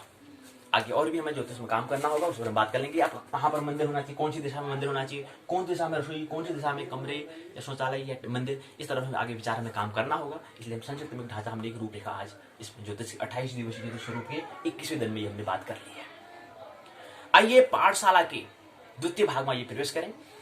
द्वितीय भाग उत्तराखंड मुक्त विश्वविद्यालय हल्द्वानी के स्नातक प्रथम वर्ष के द्वितीय प्रश्न पत्र, विषय मनोविज्ञान, और दूसरा उस पुस्तक का नाम जो है उसका उत्तराखंड मुक्त विश्वविद्यालय व्यक्त करता है, PSY 101 व्यक्त, जो प्रश्न जो पुस्तक का कोड है 102, और पुस्तक का नाम है मनोविकृत विज्ञान। यहाँ पर हम 6 खंडों में, 5 खंडों में रोग के बारे में, समस्या के बारे में, प्रॉब्लम के बारे में बात कर रहे हैं, लेकिन 5वां खंड अर्थात एक खंड में केवल उपचार के बारे में, ट्रीटमेंट के बारे में, थेरेपी के बारे में विचार कर रहे हैं, उसको समझ रहे हैं, स्वाध्याय कर रहे हैं। अभी हमने शिक्षा में क्रांति सीखने के बारे में बात कर रहे थे। तो एक माध्यम है जिससे हम अपने आप को समझ पाए, अपने रोग को समझ पाए कि मैं कहां पर हूं, मैं कितना रोगी हूं, अपने आप का फिर उपचार कर पाए। इसलिए एक माध्यम है ये, कोई भी संस्था की माध्यम होती है, साधन होती है, वहां से हमें इशारा मिलता है, हिंट मिलता है, इन्फॉर्मेशन सूचना मिलती है। तो 5वें खंडे मनोचिकित्सा है, साइकोथेरेपी है। इसके अंदर इकाई 3, खंड 5 के अंतिम इकाई है, क्योंकि एक खंडे में 3 इकाई है, तो आज अंतिम इकाई रहेगी। इसमें मनोचिकित्सा जो साइकोथेरेपी है, इसमें 2 बातों को हम समझेंगे आज। पहला आएगा सामूहिक मनोचिकित्सा। सामूहिक मन होता है ग्रुप में, समूह में, व्यक्तियों के जहां पर इकट्ठा, जहां पर जो है उसको हम समूह कहते हैं, उसको हम ग्रुप कहते हैं, समूह कहते हैं। और दूसरा आचरणीय या व्यवहार, या इसको समूह को व्यक्तिगत भी कह सकते हैं, व्यक्तिगत, एलोन, या आचरणीय इसको हम कह रहे हैं। तो आचरण हम क्या होते हैं, व्यक्तिगत, एक समूह में, एक व्यक्तिगत में, एक समाज में, एक व्यक्तिगत में। तो हम मनोचिकित्सा को एक समूह में लेते हैं और एक व्यक्तिगत में लेते हैं, उसको हम लेने का प्रयास। तो इसमें पहली बात प्रस्तावना, दूसरा उद्देश्य, तीसरा चरण मनोचिकित्सा का अर्थ क्या होता है, 3 बिंदु पर समझेंगे। चौथा चरण है सामूहिक चिकित्सा, इसके अंदर 1, 2, 3, 4, 5 बिंदु हैं। 5 का जो चौथा बिंदु है, चौथा भाग है, उसके पुनः 3 भाग हैं, 1, 2, 3, और 5वें का पुनः 2 भाग है। चौथा चरण पूर्ण हो जाएगा। 5वां चरण व्यवहारिक या आचरणीय चिकित्सा क्या है, हम देखा ना 2 भाग की बात करेंगे, समूह और आचरणीय या व्यक्तिगत हम कह सकते हैं, इसको ग्रुप में या एलोन। छठा है दीर्घ उत्तरी प्रश्न होंगे, 3 दीर्घ उत्तरी प्रश्न दिए होंगे, और उसका सारांश कुछ बात है, सारांश प्लस 3 दीर्घ उत्तरी प्रश्न होंगे छठे चरण में। 7वें चरण में हमने कहा कि PhD क्या है, डॉक्टर ऑफ फिलोसफी है, चिकित्सक, डॉक्टर का मतलब होता है चिकित्सक, और फिलोसफी मतलब होता है दर्शन, दार्शनिक। और दर्शन में हमें क्यों का थोड़ा हमें दर्शन होता है, दृश्य हमें दिखाई देता है, दर्शन उसका होता है, कुछ हमें दिखाई देता है क्यों क्या है। क्यों का तो हम आंसर नहीं दे पाते, क्यों क्या है, मतलब कोई भी चीज पूछे कि जीवन क्यों है, अगर ऐसा कहें तो वहां पर दर्शन, फिलोसफी में, दर्शन में थोड़ा हमें उसका ख्याल, थोड़ा उसको समझ आ जाती है, ख्याल हमें स्मरण आ जाता है दर्शन में। और विज्ञान में क्या आता है, क्या और कैसे, क्या और कैसे, व्हाट और हाउ। तो कैसे है और क्या है ये विज्ञान की बात है। दर्शन में क्यों जैसा जो प्रश्न है उसका थोड़ा समझ में स्मरण आ जाता है, वहां पर ख्याल जैसा आ जाता है, अच्छा क्यों, अच्छा समझ, ठीक है। वैसे क्यों कोई प्रश्न नहीं बनता, लेकिन क्यों एक फिर भी हमारा मन में प्रश्न आ जाता है, तो उसका उत्तर हमें दर्शन में, फिलोसफी में मिल जाता है। उसी का नाम है, मंदिर में जाएंगे तो दर्शन करते हैं, आ जाती है बात, ख्याल में आ जाता है, अच्छा ठीक, देखने से नहीं, दर्शन से आ जाती है। चिकित्सक शांति, इसलिए हमने कहा कि, और साथ साथ बता के प्रसारण बीजेपी स्वादा यूट्यूब दान में प्रसारण प्रस्तुति भूमि ज्योतिष पाठशाला प्रस्तुत करता है ज्योतिर्मय देह चिकित्सा साइकोथेरेपी अर्थात ज्योतिर्गमय। ज्योतिष की भाषा में ज्योतिर्गमय और शिक्षा की भाषा में चिकित्सा, थेरेपी, उपचार। कहने का मतलब जो वो बीजेपी स्वाध्याय यूट्यूब जो द्वारा जो चैनल है, इसमें उसका ध्येय जो मिशन है उसका क्या है, जो इसका विजन जो है चिकित्सा है, थेरेपी है, और ज्योतिष की भाषा में ज्योतिर्गमय कहते हैं। तो ये बात हमें समझ नहीं। कल हमने कहा कि जब हम पाठशाला में प्रवेश कर रहे थे, उस समय हमने दिवस 101 न करके 102 न कहकर 101 का उच्चारण किया। ये थोड़ा हमने, हमारा क्या है, ये जो घटना हुई, इस घटना का मतलब जब कोई हम काम कर रहे थे उसमें हमारा पूरे मन का, वाणी का और हमारे जो इंद्रियों का है उसका एक साथ सहयोग नहीं हुआ था, तो इसलिए हम उसका उच्चारण क्या बोल रहे हैं इस पर थोड़ा ध्यान नहीं। कहने का मतलब यूएसए में घटना हुई, तो विचार करना है, हम ऐसे हम दैनिक घटनाएं जो हम कर लेते हैं, जो हमसे मिस्टेक जो होती है, गलतियां होती है, उसमें विचार करना गलती क्यों होती है। एक कारण होता है कि हम मूर्छा में काम कर रहे हैं, बेहोश में काम कर रहे हैं, यही कारण है। होशपूर्वक हमने इसको नहीं उच्चारण किया। हो सकता है कि हमारे मन में वो एक कल की पाठशाला का 101 चल रहा हो और हाथ से कुछ और बोल दिया, तो उच्चारण जो हुआ उसका मतलब कल में जो हमारा 101 जो हमने कहा था उसका उच्चारण हुआ, जबकि आज की पाठशाला 102 थी। तो इसमें विचार करना है, भूल क्यों होती है, मिस्टेक्स क्यों होती है। एक ही कारण है, हम होशपूर्वक जीवन नहीं जीते हैं, इसलिए हमसे भूल होती है, मिस्टेक्स होती है। आइए अब इसी को हम उत्तराखंड मुक्त विश्वविद्यालय के द्वारा जो पुस्तक है उस पुस्तक के माध्यम से समझने का प्रयास, मनोचिकित्सा, सामूहिक चिकित्सा और व्यक्तिगत व्यवहार चिकित्सा या आचरण चिकित्सा कहते हैं। पहली बार इसमें आती है प्रस्तावना, उद्देश्य, मनोचिकित्सा जो साइकोथेरेपी, उसका अर्थ क्या होता है, सामूहिक चिकित्सा क्या है, व्यवहार चिकित्सा क्या है, सारांश, शब्दावली, 100 मूल्यांकन के प्रश्न होंगे, संदर्भ ग्रंथ सूची और निबंधात्मक प्रश्न। प्रस्तावना में कहते हैं कि विभिन्न प्रकार के मानसिक रोगों को दूर करने के लिए जिस प्रविधि का हम उपयोग में लाते हैं, जो विधि, जो मेथड्स हम जिसको उपयोग में लाते हैं, उसका नाम है मनोचिकित्सा। मन की चिकित्सा मतलब, कहने का मतलब है ऐसा रोग, ऐसी मन की बेचैनी जिसके लिए हम कोई एक ऐसे साधन का, कोई एक ऐसा उपाय लाते हैं, कोई एक ऐसा तरीका लाते हैं जिससे वो बेचैनी शांत हो जाती है या सांत्वना हो जाती है। ख्याल रहे, उस बेचैनी को हम सांत्वना कर रहे हैं या शांति कर रहे हैं, ये थोड़ा अंतर है दोनों में। सांत्वना और शांति में अंतर है। अगर सांत्वना करेंगे तो पुनः समस्या प्राप्त हो जाएगी, तो शांति करेंगे तो शांति का हमें ख्याल आ चुका है, शांति का अनुभव हो चुका है, तो फिर बाद में फिर सांत्वना हम अपने आप को नहीं देंगे। सांत्वना देने का प्रयास करेंगे तो फिर हम अशांत हो जाएंगे। तो सांत्वना नहीं, शांति हमें देना है। तो इसके लिए जो विधि का हम उपयोग में ला रहे हैं, जो साधन का उपयोग में लाते हैं, उस साधन का नाम क्या है, मनोचिकित्सा है। अब शिक्षा के माध्यम से भी हम क्या कर रहे हैं, अपने आप को चिकित्सा भी कर रहे हैं, मनोचिकित्सा ही, साइकोथेरेपी हम कर रहे हैं। शरीर के तल पर होगी तो वहां पर हम शरीर के तल पर करेंगे, कष्ट होगा तो शरीर के तल पर करेंगे, अगर मन होगा तो मन के तल पर करेंगे, तो शिक्षा करेंगे, आंख में तलब हुआ तो झूमना, नाचना, गाना करेंगे, कोई चिकित्सा ऐसी विधि जो आई। उद्देश्य, 4 उद्देश्य मनोचिकित्सा का अर्थ क्या होता है। चिकित्सा और रोगी के बीच, डॉक्टर और पेशेंट के बीच में कृष्ण और अर्जुन के बीच में होने वाले जो पारस्परिक जो परस्पर जो वार्तालाप जो है, जो संवाद जो कम्युनिकेशन जो है, जो डायलॉग्स जो है, उसको ही हम कहते हैं, उसके वार्तालाप की विधि क्या चिकित्सा होती है। डॉक्टर पूछता है, चिकित्सक पूछता है क्या हुआ, आपका पेट दर्द हुआ है, सिर दर्द हुआ है, क्या हुआ है, और मनोविज्ञान पूछेगा ठीक है मन कौन सा आचरण हो रहा है, मन क्या क्या जैसा हो रहा है, ये पूछा मैंने दूर के बीच होता है, कम्युनिकेशन वार्तालाप होता है, संवाद होता है। मानसिक रोग मूलतः दो प्रकार के होते हैं, मन स्नायु विकृति और मनोविकृति।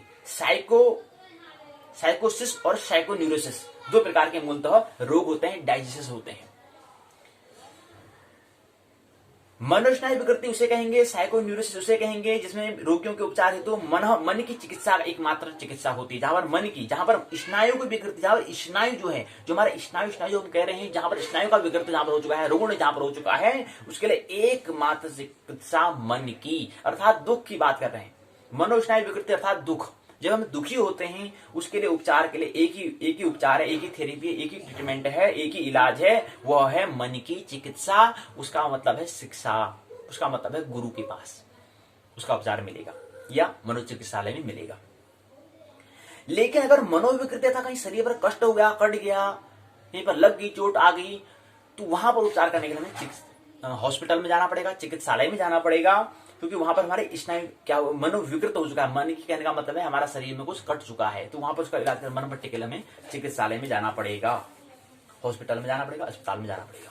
तो इन दोनों में अंतर यही है, मनोस्नायु और स्नायु विकृति में, स्नायु विकृति और मनोविकृति में, साइको न्यूरोसिस और साइकोसिस में यही अंतर है, यही डिफरेंस है। समूह चिकित्सा क्या है?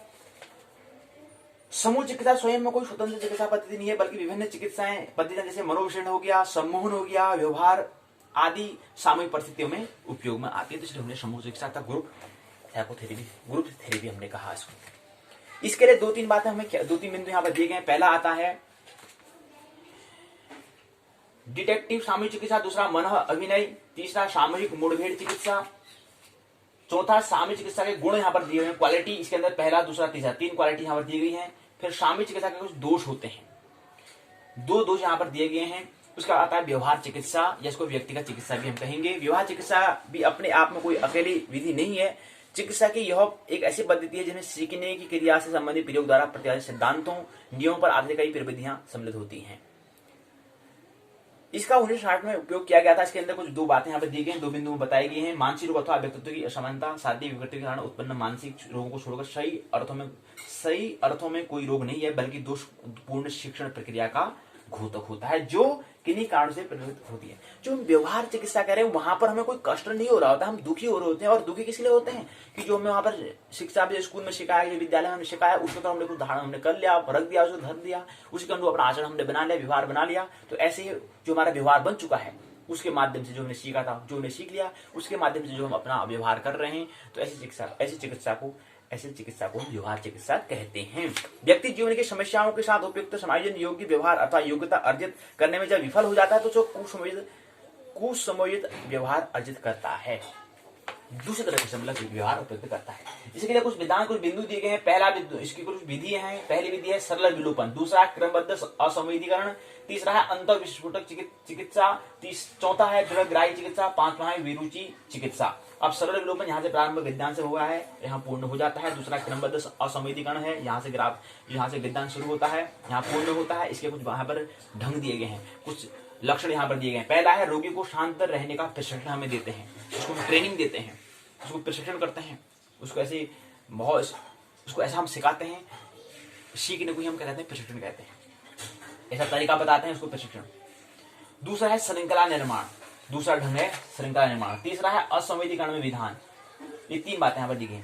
अगला भाग है अंतर विस्फोटन चिकित्सा, चौथा है दृढ़ग्राही प्रशिक्षण, पांचवा अरुचिकर अनुकूलन, छठा है व्यवहार, यहाँ से पूर्ण हो जा रहा है। उसका छठा है व्यवहार चिकित्सा विधि का मूल्यांकन, यहाँ से प्रारंभ विज्ञान से यहाँ पूर्ण हो जाता है। और उसके बाद अंतिम बात है सारांश में। सारांश की बात समझ लेते हैं। सारांश में बताते हैं जिन मनोवैज्ञानिक प्रवृत्तियों के द्वारा व्यक्ति संबंधी उलझन जो है, जो बेचैनी जो है, जो रुग्णता जो हो चुकी है, या ग्रंथियों का जो उलझना जो हो चुका है, उसको सुलझाने का जो हम काम करते हैं, जिस साधन के द्वारा हम काम करते हैं, उस साधन का नाम है मनोचिकित्सा, साइकोथेरेपी।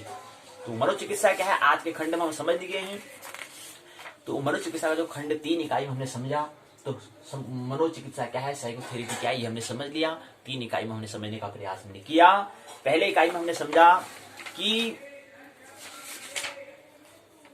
मनोचिकित्सा की प्रकृति क्या है, उसका नेचर क्या है, उसका महत्व, इंपोर्टेंस को हमने पहले इकाई में देखा। दूसरे में हमने कहा कि निर्देशात्मक और अनिर्देशात्मक, यानी कि निर्देशात्मक डायरेक्टर हम कहते हैं, किसी को निर्देश देते हैं, कहते हैं कि संस्था का कोई डायरेक्टर कौन है, निर्देशक देने वाला कौन है, निर्देश कहने वाला अर्थात व्यक्तियों को मैनेज करने वाला कौन है, निर्देश देने वाला कौन है। अर्थात ऐसे ही क्या है, मनोचिकित्सा में निर्देश देने वाला कौन होता है, चिकित्सक होता है, डॉक्टर होता है। इसलिए निर्देशात्मक मतलब डॉक्टर, चिकित्सक केंद्रीय मनोचिकित्सा। दूसरा अनिर्देशात्मक मतलब रोगी अर्थात पेशेंट से संबंधी जो केंद्रीय जो मनोचिकित्सा होती है, उसको हम 2 भागों में समझने का प्रयास दूसरी इकाई में किया। तीसरे में मनोचिकित्सा, सामूहिक चिकित्सा और व्यवहार चिकित्सा। व्यवहार को व्यक्तिगत या आचरण चिकित्सा हम कह सकते हैं, बिहेवियर थेरेपी हम कह सकते हैं। इसको हमने समझने का प्रयास आज की इकाई में हमने किया। एक बात आता है मन अभिनय, महत्वपूर्ण बात। समूह चिकित्सा की एक ऐसी विधि जिसमें रोगी को किसी रंग मंच जैसी परिस्थितियों में अपनी समस्याओं, संवेगों, अन्य मानसिक विकारों को एक दूसरे के सामने प्रकट करने का अवसर मिलता है। तो मन अभिनय क्या है? अभिनय मैंने कहा ड्रामा, नाटक। तो अभिनय मन का। समूह चिकित्सा एक ऐसी विधि, एक ऐसा मेथड है जिसमें रोगी को किसी रंग मंच पर, किसी मंच पर, रंग मंच कह रहे हैं या मंच कहें या स्टेज कहें, वहां पर जैसी परिस्थिति में अपनी समस्याओं को, जैसे कहते हैं कि उदाहरण तौर पर 15 अगस्त है, या कहें कि 15 अगस्त में किसी व्यक्ति को कहते हैं आज ये व्यक्ति क्या है, फलाना व्यक्ति उठकर यहाँ पर मंच में आकर भाषण देगा। तो भाषण देने में उसके क्या है, शरीर कांपने लगता है, ऐसे कांपने लगता है। तो ये क्या हो रहा है? ये मन का अभिनय जो बुलाया, तो ये क्या है इसका अभी चिकित्सा, ये क्या है इसका रोगी है, रोग है इसका, ये डायलिसिस है। अब इसका उपचार कैसे होगा? और एक मित्र, दूसरा मित्र आता है तो हमेशा भाषण देता, आता है स्टेज में बोलना शुरू कर देता है, कोई हड़बड़ कुछ नहीं आती, तुरंत बोलना शुरू कर देता है। तो इस तरह से उपचार, वो रोग है, वो डायलिसिस है, और उसका उपचार कैसे होती है ये हमने समझने का प्रयास। तो मन अभिनय क्या होता है? समूह चिकित्सा की एक ऐसी परिस्थिति में रोगी को किसी रंग मंच पर जैसी परिस्थितियां होती हैं, अपनी समस्याओं को, जो प्रॉब्लम्स हैं, संवेग, अन्य मानसिक विकारों को एक दूसरे के सामने प्रकट करने का अवसर मिलता है।